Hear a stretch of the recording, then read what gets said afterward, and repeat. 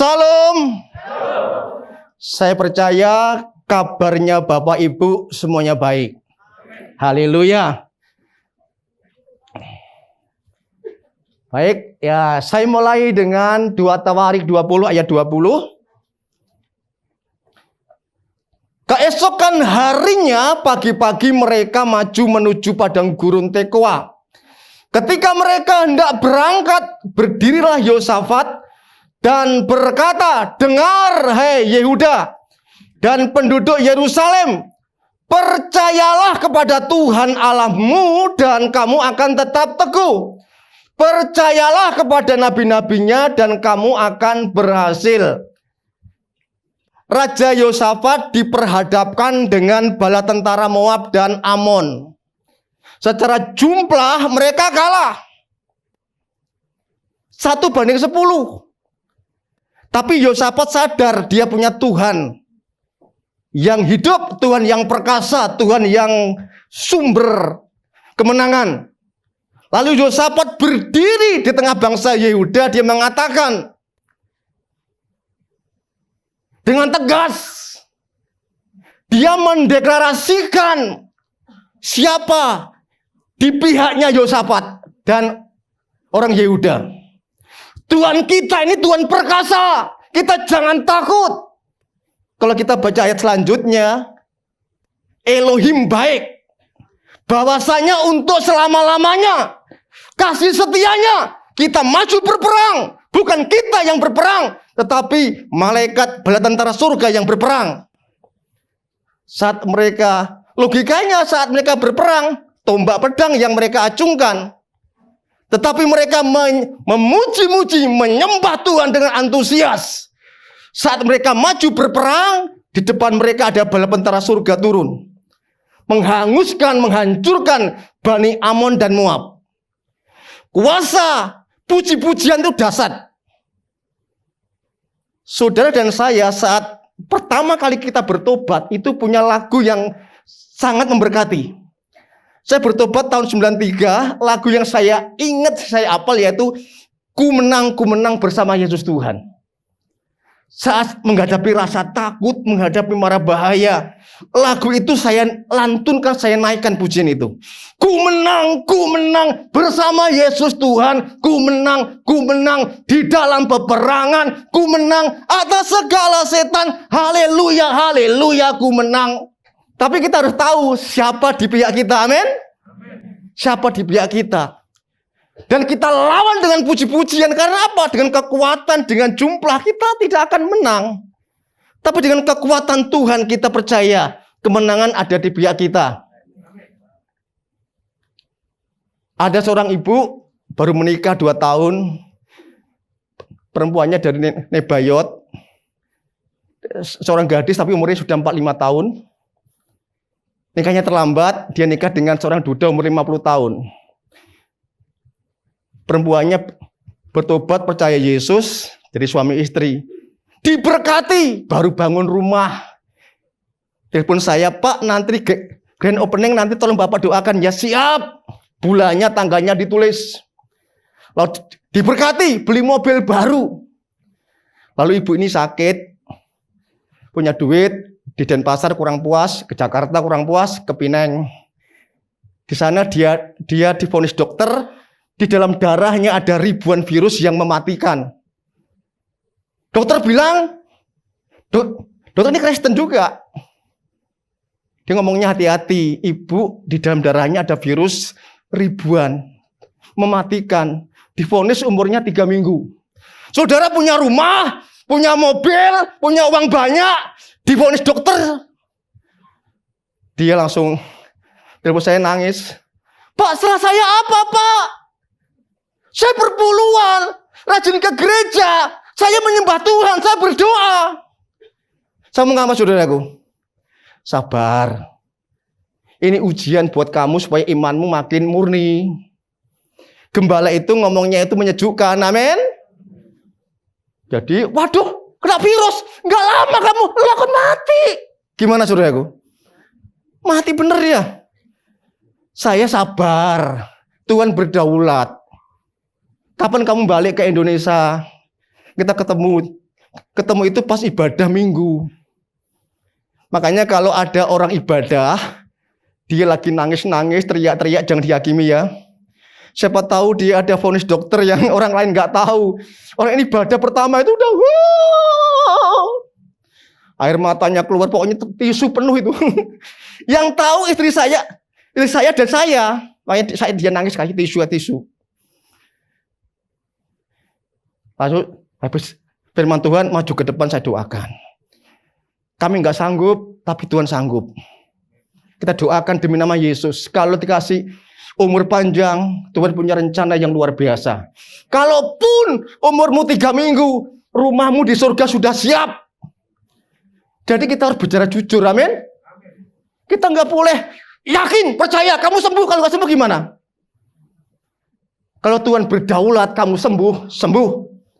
Kalau Tuhan izinkan kamu harus pulang duluan ke rumah Bapa, rumahmu sudah siap di sana. Tambah nangis ya. Mungkin apa? Rumahku gimana? Mobilku gimana? Nanti suamiku kawin lagi. Tambah sedih sudah. Jangan pikirkan daging, jangan pikirkan dunia, pikirkan yang di atas. Carilah dahulu kerajaan Allah dan kebenarannya. Stop kamu, fokus sama Tuhan. Lalu sudah seminggu tinggal di sini, ya kan? Tinggal di Indonesia. Pas ada ibadah di Lembah Pujian juga ada Om Rengki. Ada Om Rengki di Lembah Pujian. Kamu ke sana. Atau kalau nanti kamu maju aja, doakan. Orang yang lagi mencari rindu Tuhan ya, rindu kesembuhan, lari aja dia. Tidak malu-malu dia. Enggak jaga image, amin. Kalau orang rindu kesembuhan, rindu diberkati, rindu dipulihkan, itu enggak lihat kanan kiri, maju dia. 2 minggu kemudian dia cek ke Pineng sana.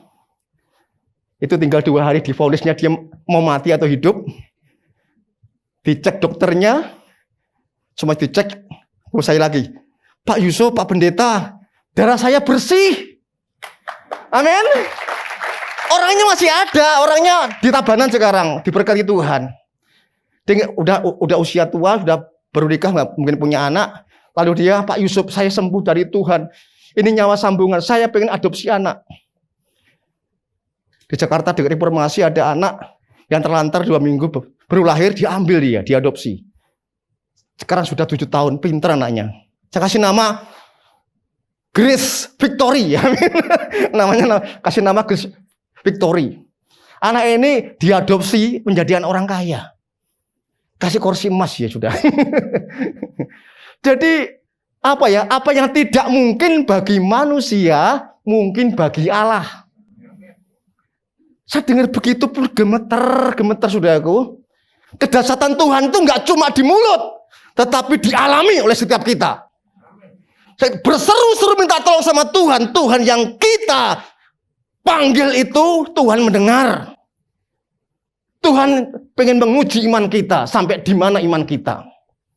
Orang yang imannya kuat, imannya mau maju, pasti melihat mujizat. Percayalah kepada Tuhan Allahmu dan kamu akan tetap teguh. Percayalah kepada Tuhan Allahmu dan imanmu akan teguh. Amin. Apapun yang terjadi jangan mundur. Percayalah kepada nabi-nabinya dan kamu akan berhasil. Nabi-nabinya saat ini adalah gembala saudara, gembala KM, gembala sektor, gembala wilayah. Percaya. Apa yang diucapkan itu firman Tuhan. Amin. Percaya saja. Lalu kita belajar dari Ulangan 1 ayat 38. Yosua bin Nun pelayanmu, dialah yang akan masuk ke sana. Berilah kepadanya semangat. Sebab dialah yang akan memimpin orang Israel sampai mereka memiliki negeri itu. Kitab Ulangan 1:38, firman Tuhan mengajarkan supaya umat Tuhan bekerja, berperang dalam hidup ini jangan setengah-setengah, tetapi harus sampai selesai. Musa nggak sampai selesai. Bukan Musa lemah, tidak. Musa sudah berumur. Mungkin kesehatannya terganggu. Tapi Musa sudah mempersiapkan anak muda yang bernama Yosua. Musa mencari generasi yang DNA-nya sama. Kita menjadi gembala di Rock Ministry ini. Pak Gembala senior melihat DNA-nya sama kita. Yaitu nurut, tunduk, taat. Melakukan perintah dari penatua kita. Mandat yang harus kita lakukan. Kalau kita nggak nurut, bubar. Gembala cabang satelit kalau nggak nurut sama gembala senior, bubar. Karena apa? Nggak ada perlindungan, nggak ada otoritas.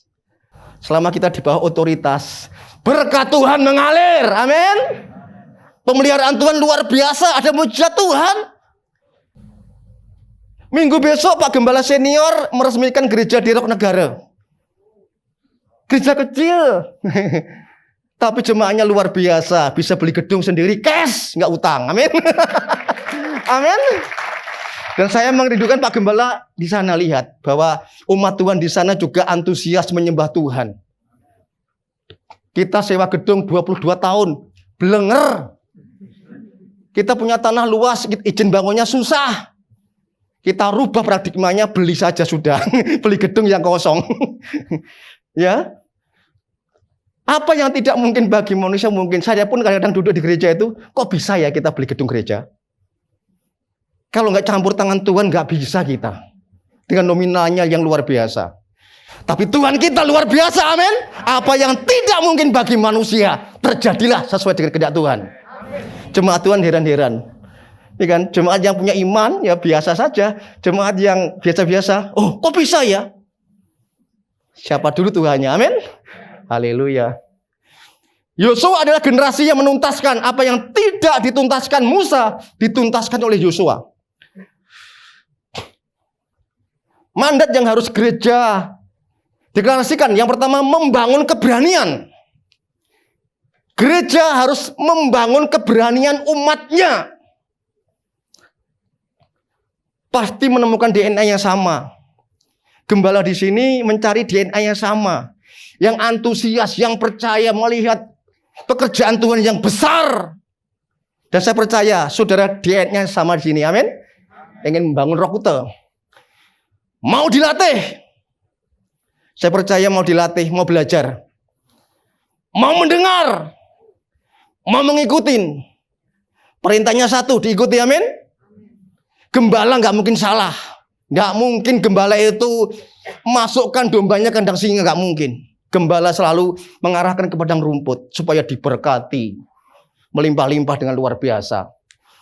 Yang Musa lakukan adalah melatih keberanian Yosua agar visi bisa diwariskan. Ternyata visi bisa diwariskan. Apa yang tidak bisa dituntaskan oleh Musa, Musa sudah punya inisiatif mempersiapkan orang untuk menuntaskan visinya. Yesus masuk tanah Kanaan. Haleluya. Kenapa Musa diperintahkan Tuhan untuk melatih Musa? Kalau Tuhan memilih itu nggak mungkin salah. Musa dibesarkan di kerajaan Mesir. Anak raja, berpendidikan, ahli tata negara, ahli ekonomi. Musa dipersiapkan Tuhan itu karena Musa punya power, punya pengalaman di tanah Mesir. Musa kembali ke Mesir, bawa bangsa Israel keluar. 2.500.000 dibawa keluar dari Mesir ke tanah perjanjian. Tidak mudah, saudaraku. Tidak gampang. Musa ini luar biasa. Terlatih. Makanya Musa ditunjuk oleh Tuhan, latih Yosua. Guru itu lebih pintar, katakan amin. Musa melatih Yosua tata negara, strategi, ekonomi. Yosua jadi pintar, luar biasa. Mengimpartasi keberanian. Ternyata keberanian juga diimpartasikan. Saudara punya anak, saudara pasti anaknya seperti bapaknya, pemberani. Pemberani, katakan amin. Penerobos. Bapak itu pelindung. Di rumah ada bapaknya, kayaknya aman, kayaknya itu tenang gitu loh. Bapaknya penakut, anaknya penakut, istrinya penakut semuanya. Kalau seorang istri ya takut-takut, geli-geli ya nggak apa-apa lah, itu wanita. Kalau pria nggak boleh geli-geli, nggak boleh takut, amin. Dia berdiri sebagai penopang, pelindung di rumah itu. Sehingga keluarga merasa aman. Pemberani, berpendidikan, terlatih. Orang yang biasa menderita itu akan menjadi kuat. Amin. Saya dulu belum bertobat, itu makan susah. Saat saya di perintisan makan susah, saya terbiasa. Orang lain mungkin lari itu. Karena terbiasa kita nggak makan, puasa, biasa kita. Tetapi Tuhan kita tidak membiarkan kelaparan. Ada pertolongan Tuhan. Orang pemberani itu berkatnya itu luar biasa, beda. Saya pernah tinggal di Surabaya, saya anak kuliahan, kos bayar, ya kan, kos semuanya bayar. Itu ada di gereja ada orang punya rumah itu lebih dari satu. Bisa ada berapa rumah yang kosong. Itu ada rumah di komplek yang sangat terkenal, itu komplek yang yang sangat aman lah. Tapi sepi. Itu rumah dikontrakin nggak laku-laku. Biasanya kontrak bule-bule itu yang kontrak. Nggak laku-laku selama sekitar 4 tahun nggak laku-laku. Lalu orang gereja kan tinggal di kos. Mas, mau nggak Mas tinggal di rumahku? Mau tante. Dirawat aja ya, dijaga. Nanti tante kasih telur 3 krat, kasih LPG sak kompornya, kasih apa lagi? Dikasih beras, kasih Indomie. Anak kos, siapa yang mau nolak? Siap tante. Kita 3 orang tinggal di gereja itu akhirnya pindah rumah. Oh puji Tuhan, nama Tuhan sungguh mulia. Rumah besar, dikasih gaji lagi, senang. Ternyata apa? Plesetanya. Rumah itu rumah angker. Kenapa orang nggak mau ngontrak angker? Kita baru masuk itu ada sapamnya, Mas. Ngapain Mas? Tinggal di sini. Aduh Mas, jangan Mas. Orang ujung pandang di sini kemarin tinggal di sini 2 minggu mati. Suami istri lagi Mas. Waduh, ngeri aku. Jadi kita nggak mau ngerti, tapi dikasih tahu. Itu rumah siang hari pun pintu buka sendiri. Sliding itu didorong. Ya bener ini. Yang 2 teman saya itu 2 hari kabur. Saya sekolah pendeta. Saya mau kabur. Waduh, ini taruhannya sekolah pendeta ini. Hidup dan mati ini. Saya mikirkan saya kos bayar. Ini kayak nggak bayar. Saya mempertahankan telur sama berasnya saya. Mati dah, terlanjur masuk. Saya tinggal di situ. Itu rumah gede banget, ada kolam renangnya, wah pokoknya luar biasa. Orang kaya tapi ya gitu. Orang kaya nggak menikmati sama sekali. Saya masuk itu, wah pokoknya. Makanya setan itu ada, tapi jangan takut, amin. Saya diuji tuh, kamu sekolah pendeta takut enggak? Oh, takut saya. Takut ada orang ngobrol di atas itu saya. Dalam nama Yesus, hiralah pasikal. Enggak ada. Orang mandi, ada lagi orang mandi. Jelas sekali di kamar mandi itu. Saya datangi. Demi nama Yesus, kuasa darahnya, kuasa bilurnya. Demi nama Yesus. Otak saya jangan-jangan dibuka lah. Loh, normal kan saya? Enggak siang, enggak malam saya bertahan. Saya mau kalah sama setan. Saya 2 tahun tinggal di rumah bagus itu. Dikasih honor, dikasih beras, kasih telur. Jadi saya gemuk tapi otak saya enggak bahagia.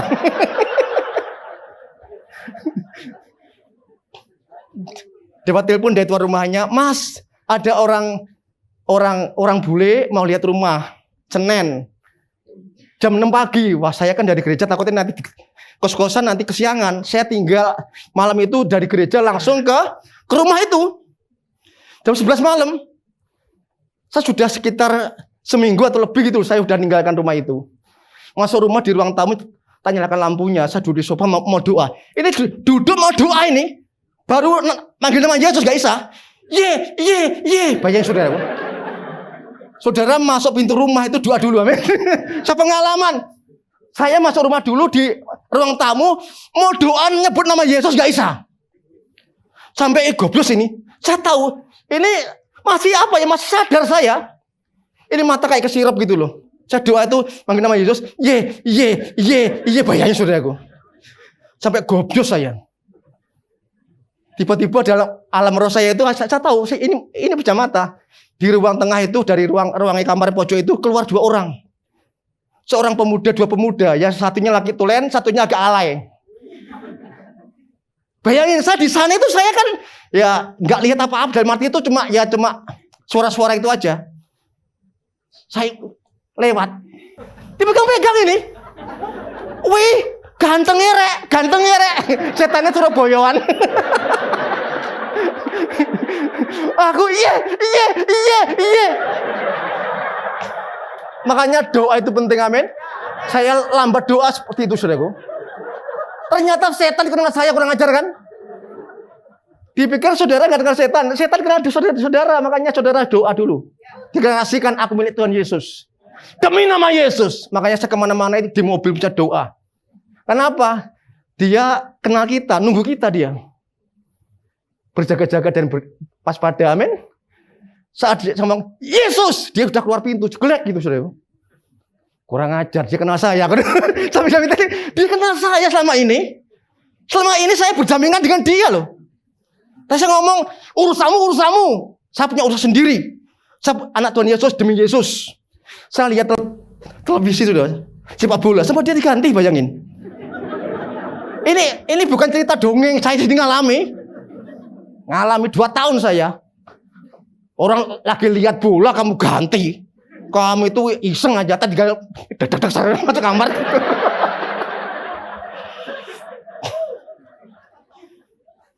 Saya lolos jadi ujian pendeta. Tinggal di rumah angker 2 tahun. Rumahnya dari luar tuh bagus. Deket mahal di kontrak itu. Mungkin saat ini ratusan juta di kontraknya. Dulu itu 45 juta tahun 97-an. Mahal. Dan bule itu setiap masuk nggak jadi. Udah masuk lihat rumahnya bagus, nggak jadi kontrak lagi. Hanya pendeta Yusuf yang sanggup 2 tahun di situ, gratis. Renang sendiri. Juga renang saya malu karena apa? Hitam dewek. Kalau di rumah itu saya kan sendirian, nikmati sendiri. Jadi kita nih lebih dari pemenang, amin. Jangan takut. Memang dia ada, tapi kita lebih berkuasa, ada Tuhan Yesus. Haleluya. Yang ketiga, yang terakhir.